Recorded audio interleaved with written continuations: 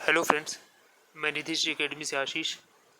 और आज हम लोग पढ़ने वाले हैं जियोलॉजिकल टाइम स्केल। ये पेपर 3 यूनिट 10 का पार्ट है। जियोलॉजिकल टाइम स्केल एक्चुअली ये अर्थ की हिस्ट्री है।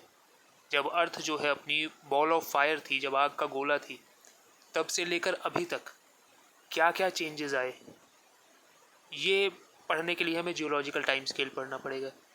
कि भाई पहले प्लांट कब आए, अर्थ कूल डाउन कब हुई, आइस एज कब आए, डायनासोर कैसे एक्सटिंक्ट हुए, ह्यूमन कब फॉर्म हुए। ठीक है, तो अर्थ की हिस्ट्री है जियोलॉजिकल टाइम स्केल, सीधी बात।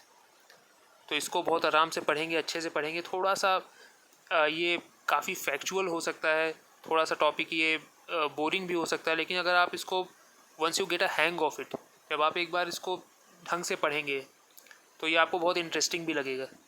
ये अपने आप में बड़ा एक रोचक चीज़ है जियोलॉजिकल टाइम स्केल। और इस पर क्वेश्चन बहुत आराम से आ सकता है। मेंस में तो आएगा ही एक क्वेश्चन, ये बात आप लोग मान कर चलिए। क्योंकि geological time scale Rajasthan PSC में भी है, छत्तीसगढ़ पीएससी में भी है और मध्य प्रदेश पीएससी में भी है। और राजस्थान पीएससी और सीजी पीएससी में खूब क्वेश्चन आते हैं इससे हर साल। तो आपको इसको अच्छे से पढ़ना है। तो टेबल ऑफ कंटेंट क्या है इसमें आपको पढ़ना है। पहला तो ईऑन, फिर पढ़ना है एरा, फिर पढ़ना है पीरियड, फिर पढ़ना है इपॉक। ये नाम आपको बड़े अजीब से लग रहे होंगे, लेकिन ये इयॉन, एरा, पीरियड, इपॉक, ये सब एक टाइम ड्यूरेशन ही बताते हैं। इसको अगर आप हिंदी में समझें तो आप ऐसे समझ लीजिए कि इयॉन का मतलब होता है युग। ये था ना अपना कल युग, सतयुग, तो एक बहुत बड़ा टाइम स्पैन को कहते हैं इयॉन। ठीक है, ये बहुत लंबा टाइम स्पैन है, ये मिलियन ईयर्स तक का हो सकता है। मतलब one ion could be several million years. ठीक है, उसके बाद उसी इयॉन को छोटे छोटे टुकड़ों में बांट दिया गया, यानी एरा। अब एरा भी बहुत बहुत लंबा टाइम हो सकता है, तो उसको और छोटे टुकड़े में बांटा गया पीरियड। और फिर पीरियड के बाद पीरियड को भी सब डिवाइड किया गया इपॉक। फॉर एग्जांपल आप ऐसा समझिए कि अर्थ है, उसको थोड़े छोटे छोटे टुकड़ों में बांट दिया कॉन्टिनेंट, फिर कॉन्टिनेंट से देश, फिर देश से स्टेट, फिर स्टेट से वो आपका पर्टिकुलर डिस्ट्रिक्ट जहाँ आप रहते हैं। तो इसको इस तरह से समझिए आप। तो ये है अपनी जियोलॉजिकल टाइम स्केल। बस यही पढ़ना है आपको इस पूरे लेक्चर में। अगर आप नीचे से देखें तो पहले शुरुआत में तो आप इयॉन देखिए जो लेफ्ट हैंड साइड लिखा हुआ है, और उसमें भी आप आ जाइए नीचे से हेडियन। ये एक इयॉन है, ये शुरू हुआ है 4.54 बिलियन ईयर्स अगो से 4 बिलियन ईयर्स तक। मतलब ये लगभग 500 मिलियन ईयर्स का टाइम है हेडियन पीरियड। ठीक है, फिर उसके बाद आर्कियन, ये लगभग 1.5 बिलियन ईयर का टाइम गैप है इसमें। देखिए ना, शुरू हो रहा है 4 बिलियन ईयर्स अगो से और ख़त्म होता है 2.5 बिलियन ईयर अगो पर। तो ये मतलब लगभग 1.5 बिलियन ईयर्स का इसमें गैप है। ठीक है, तो आप समझ सकते हैं मतलब कितना बड़ा गैप है ये। फिर उसके बाद प्रोटेरोजोइक, फिर उसके बाद फेनेरोजोइक। ये फेनेरोजोइक वो इयॉन है, वो युग है जिसमें प्रेजेंट में हम लोग जी रहे हैं। ठीक है, ये चीज़ समझ में आया। अब इयॉन के ही अंदर बहुत सारे एरा हैं।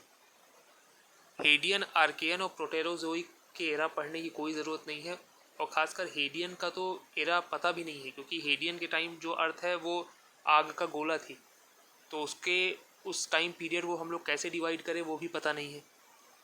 तो जो प्रेजेंट इयॉन है यानी फेनेरोजोइक, उसके एरा को हमने कुछ पार्ट में डिवाइड कर लिया। तो उसका एक जो टाइम पीरियड है वो है पैलेयोजोइक, फिर दूसरा है मेजोजोइक और फिर तीसरा है सेनोजोइक। ठीक है, सिमिलरली एरा को आप छोटे छोटे पीरियड में डिवाइड कर सकते हैं, जैसे हमने किया है ना। पैलियोजोइक में कई तरह के हैं, कैम्ब्रियन है, ऑर्डोविशियन है, सिलूरियन है, डेवोनियन है, कार्बोनीफेरस है, पर्मियन है। उसी तरह मेसोजोइक, उसी तरह सेनोजोइक। अब इस पीरियड को फर्दर डिवाइड किया गया बहुत ही छोटे छोटे टाइम पीरियड में, जिसको कहते हैं होलोसीन, प्लिस्टोसीन।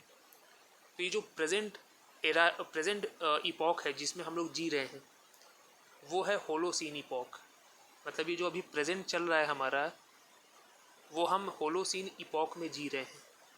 ठीक है, ये होलोसीन इपॉक किस में आता है? ये क्वाटरनरी पीरियड में आता है।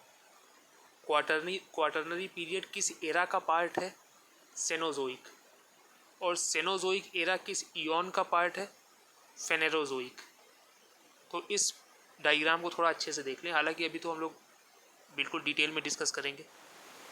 अब आ जाते हैं इयॉन पे। ये हम लोग देख ही चुके हैं। The eon is the broadest category of the geological time. Earth history is categorize into 4 eons: Hadean, Archean, Proterozoic और Phanerozoic. Hadean, Archean and Proterozoic eon are collectively known as Precambrian super ion.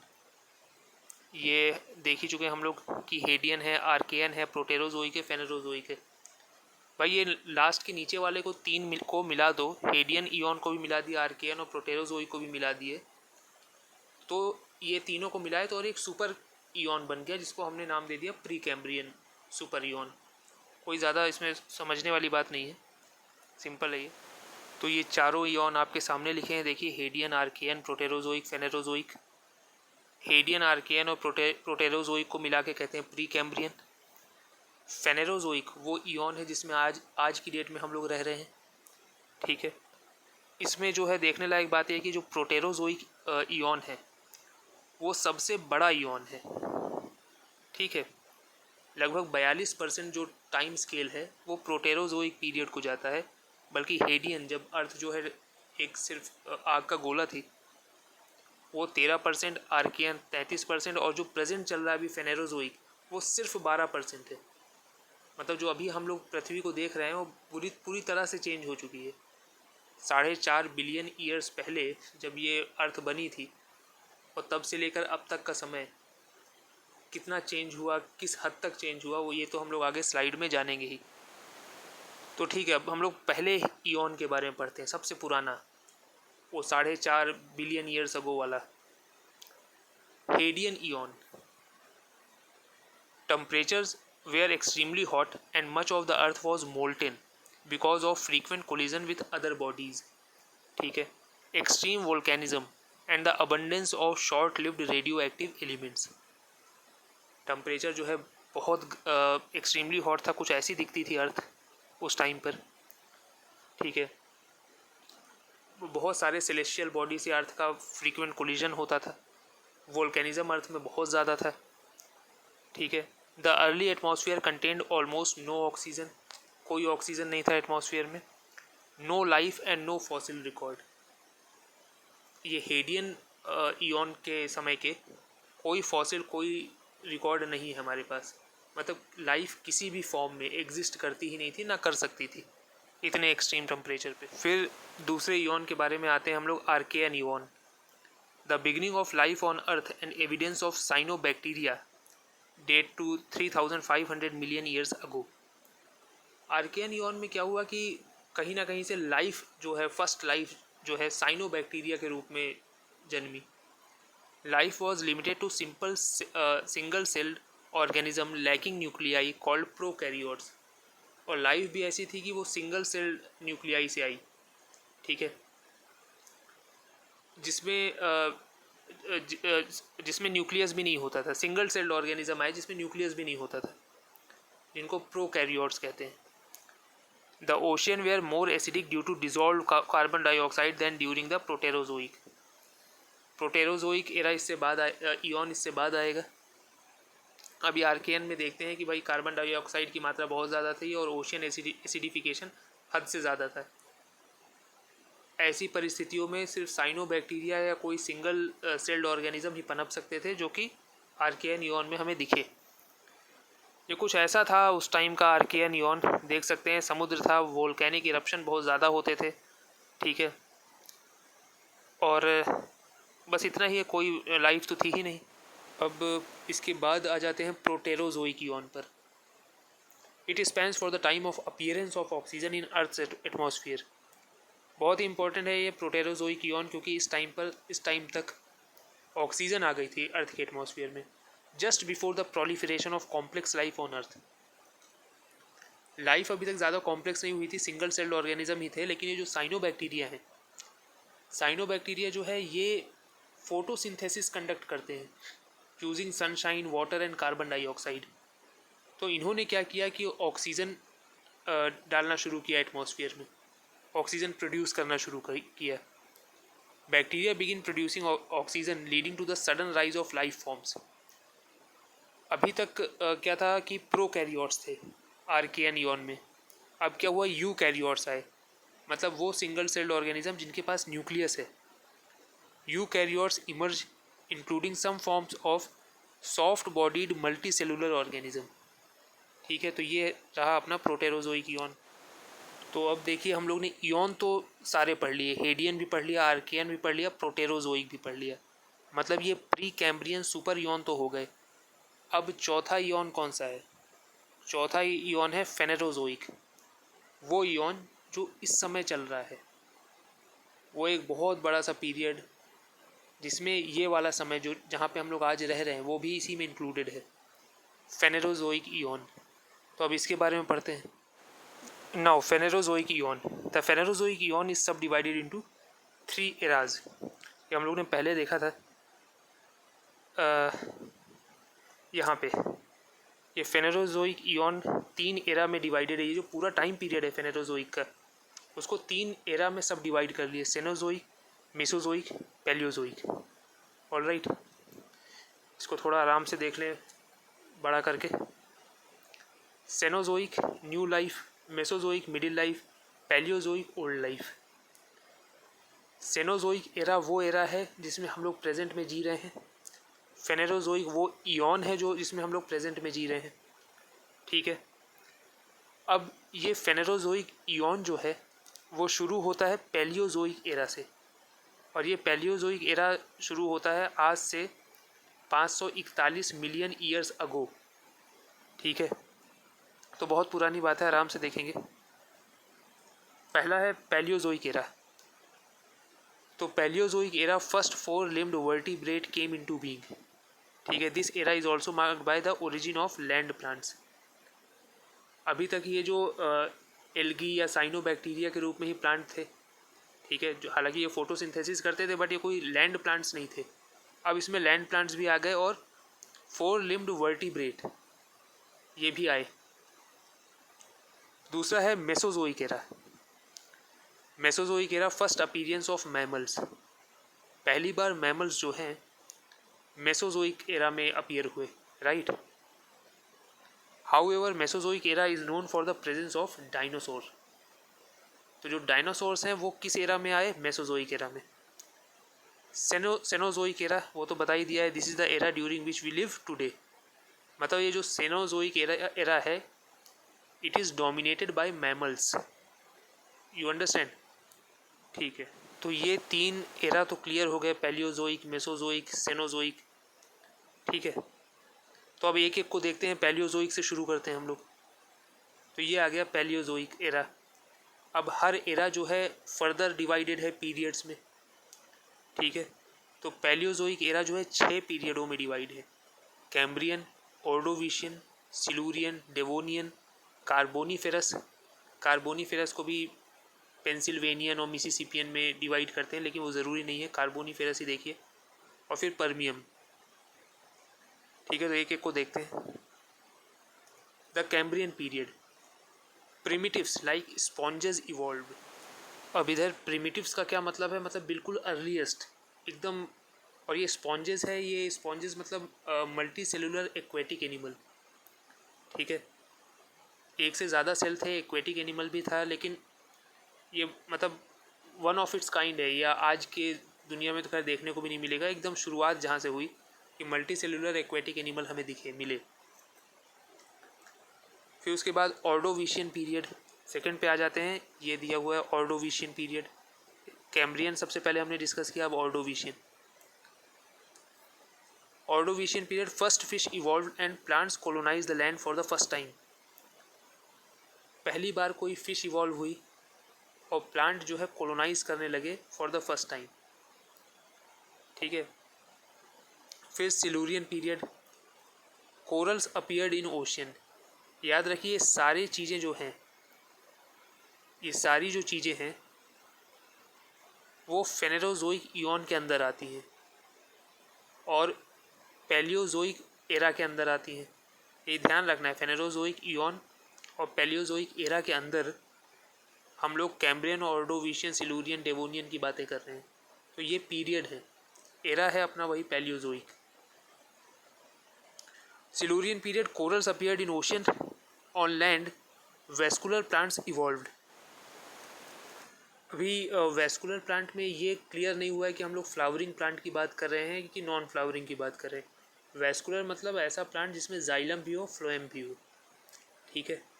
अब वो flowering है, flower beer करता है कि नहीं ये नहीं मालूम, लेकिन हाँ वेस्कुलर प्लांट्स इवॉल्व हो गए सिलूरियन में। उसके बाद आ जाते हैं डिवोनियन पीरियड में।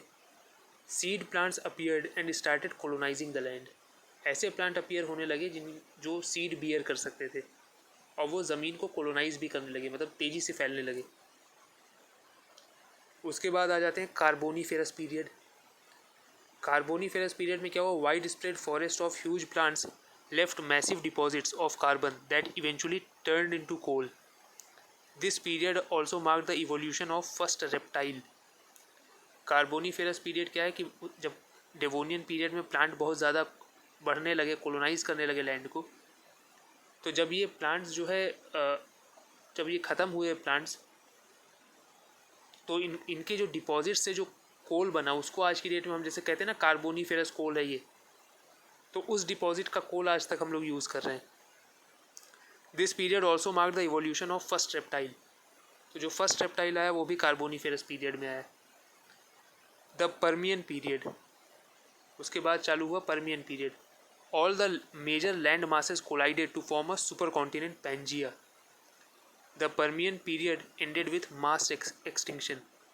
ज्योग्राफी में आप लोगों ने पढ़ा होगा ना, पैंजिया एक सुपर कॉन्टिनेंट था जब सब कुछ आपस में जुड़ा हुआ था। फिर धीरे धीरे कॉन्टिनेंटल ड्रिफ्ट थ्योरी बनी तो सारे कॉन्टिनेंट्स अलग अलग होने लगे।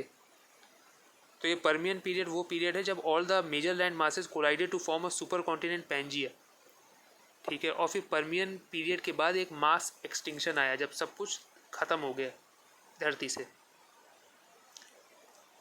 और पर्मियन पीरियड में और हमने क्या देखा कि जो कार्बोनीफेरस पीरियड में जो रेप्टाइल शुरू हुए थे, पर्मियन पीरियड में वो रेप्टाइल्स बढ़ गए, मतलब डोमिनेशन हुआ रेप्टाइल्स का। अब क्या किया हम लोगों ने, पैलियोजोइक एरा तो हमने ख़त्म कर लिया, ठीक है। उसके 6 के 6 पार्ट भी हमने देख लिए, Cambrian, Ordovician, Silurian, Devonian, Carboniferous, Permian. अब दूसरे एरा की तरफ चलते हैं, मीज़ोजोइक एरा, ठीक है। ये मेसोजोइक एरा क्या था उसको देखते हैं। जैसे पैलियोजोइक एरा में वो 6 पीरियड हुआ करते थे जो हम लोगों ने पढ़े अभी, उसी तरह मेसोजोइक एरा में भी 3 पीरियड है। तो सबसे पुराने से शुरू करते हैं, ट्रायसिक, जुरासिक और तीसरा पीरियड है क्रिटेशियस, ठीक है। तो द ट्रायसिक पीरियड क्या था, the first dinosaur branched off from the reptile and colonise the land, air and water. तो वो जो पर्मियन एरा में जब डोमिनेंस ऑफ रेप्टाइल हुआ था, तो अब इनमें से कुछ रेप्टाइल्स जो है वो डायनासोर में इवॉल्व हुए। The first dinosaur branched off from reptiles and colonise the land, air and water. The super continent Pangaea started to separate into Laurasia and Gondwana land. ये कॉन्टिनेंटल ड्रिफ्ट थ्योरी आप लोगों ने geography में पढ़ा होगा, नहीं पढ़ा है तो उसको कवर किया जाएगा, ठीक है। पैंजिया जो है कॉन्टिनेंटल ड्रिफ्ट थ्योरी, जो सुपर कॉन्टिनेंट था वो टुकड़ों में टूटा, गोंडवाना लैंड अलग हुआ, जिसको आज की डेट में गोंडवाना लैंड जो हमारे मतलब इंडिया भी हमारा गोंडवाना लैंड का पार्ट है, और ये जो यूरोप वाला पार्ट है उसको कहते हैं लॉरेशिया, ठीक है। तो ट्रायसिक पीरियड हो गया, ट्रायसिक पीरियड। अब जुरासिक की बात कर रहे हैं, जुरासिक पीरियड।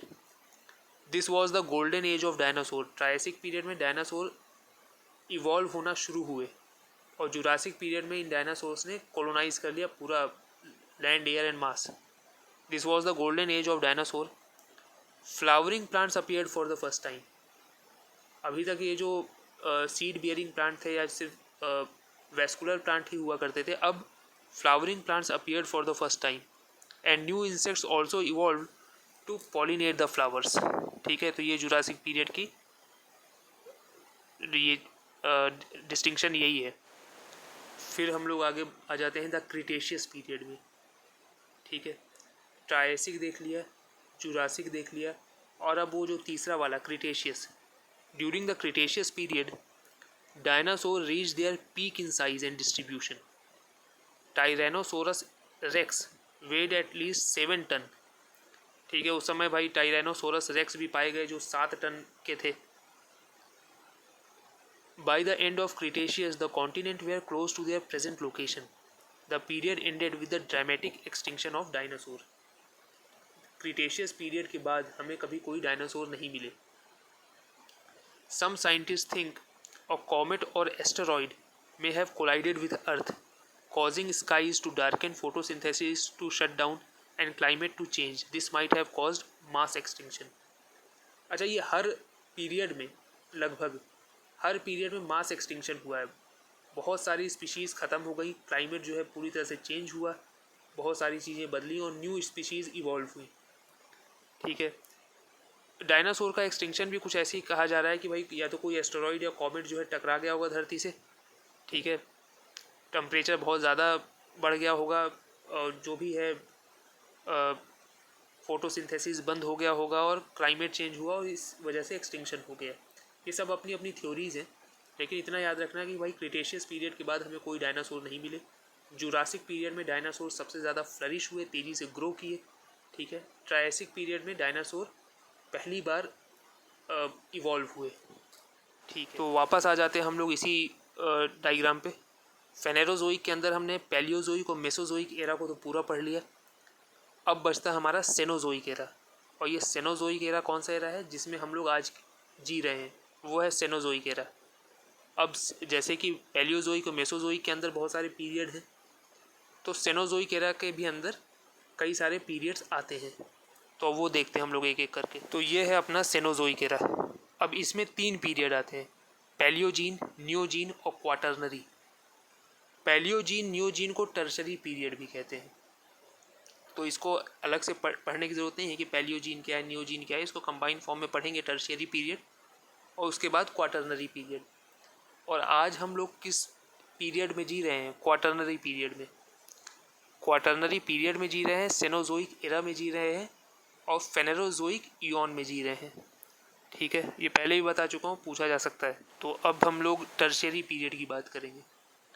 तो अभी तक तो हम लोग ने रेप्टाइल्स देख लिया, प्लांट्स देख लिया, साइनोबैक्टीरिया देख लिया, स्पॉन्जेस देख लिए जो प्रिमिटिव एक्वेटिक एनिमल थे, लेकिन अभी तक मैमल नहीं आए. ठीक है, तो टर्शरी पीरियड में मैमल्स आएंगे. Mammals called primates evolve. बिल्कुल earliest mammal primates, including human ancestor.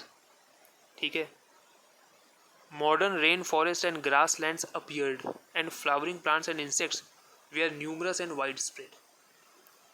ठीक है, चीज़ें कुछ कुछ चेंज होने लगी. रेन फॉरेस्ट आ गए, तब तक ग्रास लैंड आ गए थे, फ्लावरिंग प्लांट्स थे, इंसेक्ट्स थे उनको पॉलिनेट करने के लिए. उसके बाद क्वाटरनरी पीरियड, टर्शरी पीरियड हो गया.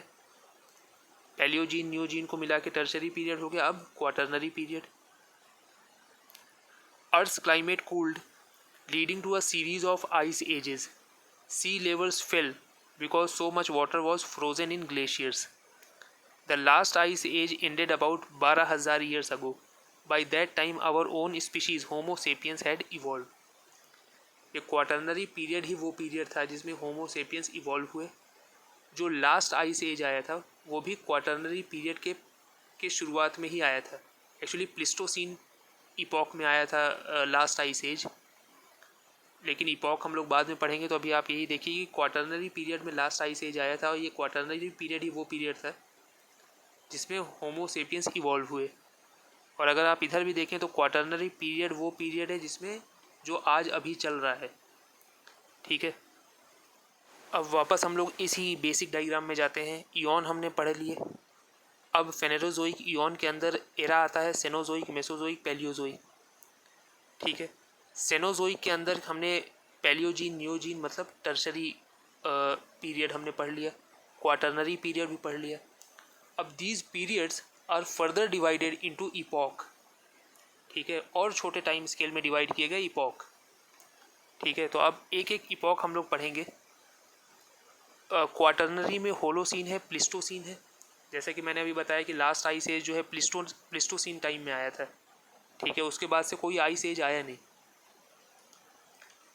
लेकिन ये जो टर्शरी पीरियड है which is combination of Paleogene and Neogene, इसके भी अपने बहुत सारे टाइम पीरियड हैं, इपॉक हैं। तो इसमें हम लोग बेसिकली ये देखेंगे कि भाई मैमल्स कैसे कैसे इवॉल्व हुए, ठीक है। तो ये देखिए अपना ये पैलियोजीन, नियोजीन यानी कि टर्शरी पीरियड और क्वाटरनरी पीरियड। तो इसमें टर्शरी पीरियड अगर आप पैलियोजीन नियोजीन दोनों को मिला दें तो कितने हैं, 5 इपॉक आएंगे इसमें, है ना। Palaeocene, Eocene, Oligocene, Miocene, Pliocene. तो हम लोग शॉर्ट में पढ़ेंगे इपॉक और इससे रिलेटेड मेजर इवेंट्स। तो सबसे पुराने से शुरू करते हैं, यानी पेलियोसीन से, जो लगभग 66 मिलियन ईयर अगो की हम लोग बात कर रहे हैं। तो पेलियोसीन में क्या है, स्मॉल मैमल्स इवॉल्व हुए, ठीक है। इयोसीन में क्या हुआ, अब स्मॉल मैमल्स जैसे रैबिट, हेयर और भी ज़्यादा फ्लरिश किए। ओलिगोसीन में क्या हुआ, एंथ्रोपॉइड एप आए। एंथ्रोपॉइड एप मतलब वो एप जिनका जो अंगूठा होता है वो आउटवर्ड पॉइंट करता है, जैसे हमारा अंगूठा होता है। तो दे वे are ancient ape. Anthropoid ape मतलब दे वे आर एंशिएंट एप, ठीक है। मियोसीन में नाउ एप फर्स्ट इवॉल्व, और एप जो है ह्यूमन के क्लोजेस्ट एंसेस्टर हैं, ठीक है। फिर मियोसीन के बाद आ गया प्लायोसीन में अर्ली ह्यूमन एंसेस्टर्स, जिनको आप लोग नेंडरथल्स कहते हैं और भी अलग अलग होते हैं, मतलब दे वे are early man. Early human ancestors evolve in Pliocene period, ठीक है। भाई देखिए पेलियोसीन में क्या हुआ, स्मॉल मैमल्स आए, रैट आया होगा, माइस आया होगा। फिर इयोसीन में थोड़ा सा रैबिट, हेयर। फिर उसके बाद ओलिगोसीन में एप, एंथ्रोपॉइड एप मतलब वो एप जो दोनों पैरों पे चल सकते हैं। फिर मियोसीन थोड़ा सा और एडवांस, और प्लायोसीन ह्यूमन पे आ गए हम लोग। हालांकि ये होमोसेपियंस नहीं थे जो प्लायोसीन में मिले, लेकिन ये देखा जाए तो ये ह्यूमन ही थे, या कह दीजिए ह्यूमन इन द मेकिंग थे। तो अब हम लोग आ गए क्वाटरनरी पीरियड में। इसमें सिर्फ 2 ही इपॉक हैं, प्लिस्टोसीन और होलोसीन। और अगर आप होलोसीन देखिए तो ये सिर्फ 11,800 साल पुराना है। मतलब अभी से लेकर के 11,800 साल पुराना समय ये कहलाता है होलोसीन, ठीक है। और उसके पहले प्लिस्टोसीन। तो शुरू किया जाए क्वाटरनरी पीरियड से। इसमें है Pleistocene. Both marine and continental faunas were essentially modern but with many more large land mammals such as mammoth. जो भी मरीन एंड कॉन्टिनेंटल जो एनिमल थे वो मतलब काफ़ी ज़्यादा लार्ज मैमल्स हमें मिल रहे थे प्लिस्टोसीन पीरियड में।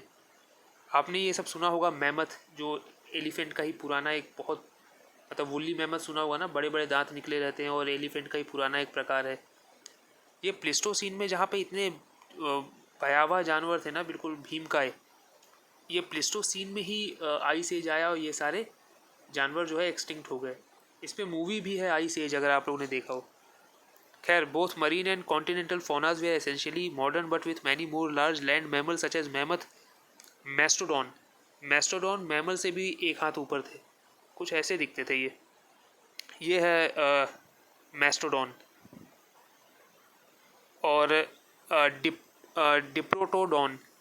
डिप्रोटोडॉन जो है अगर आपने कोआला बियर देखा होगा, कोआला और वॉम्बैट का कुछ मिक्सचर टाइप का था, ये ऐसा दिखता था, वेरी लार्ज, ठीक है।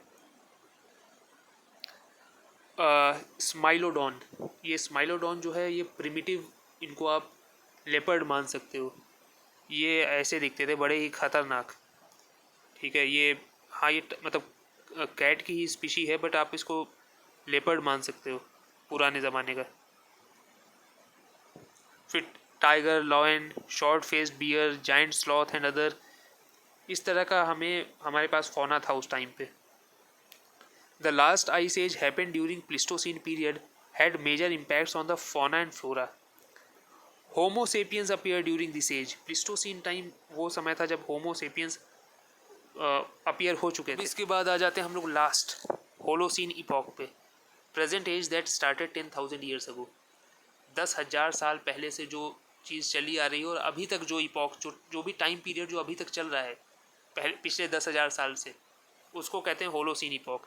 This age also corresponds with the beginning of Mesolithic age. अगर आपने हिस्ट्री में ये पैलियोलिथिक, मिजोलिथिक, नियोलिथिक, चाल्कोलिथिक ये सब पढ़ा है, तो ये होलोसीन इपॉक वही समय है मिजोलिथिक एज वाला। अब man started settling, even earliest human settlements were started during this period. Homo sapiens तो अपीयर हो ही चुके थे प्लिस्टोसीन इपॉक पे ही।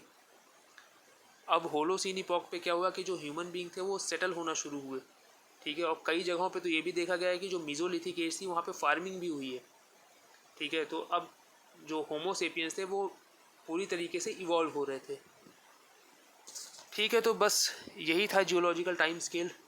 उम्मीद करता हूँ आप लोगों को मज़ा आया होगा। अब अर्थ की हिस्ट्री भी जाननी पड़ती है ज्योग्राफी पढ़ने के लिए, ठीक है। तो ये आज के लिए बस इतना ही। अगर आपको ये लेक्चर अच्छा लगा हो तो प्लीज़ इसको लाइक करें, शेयर करें, सब्सक्राइब करें। अपने सुझाव और शिकायत हमें भेजें कमेंट सेक्शन पे। और मैं मिलूँगा आपसे अगले वीडियो में। तब तक के लिए गुड बाय।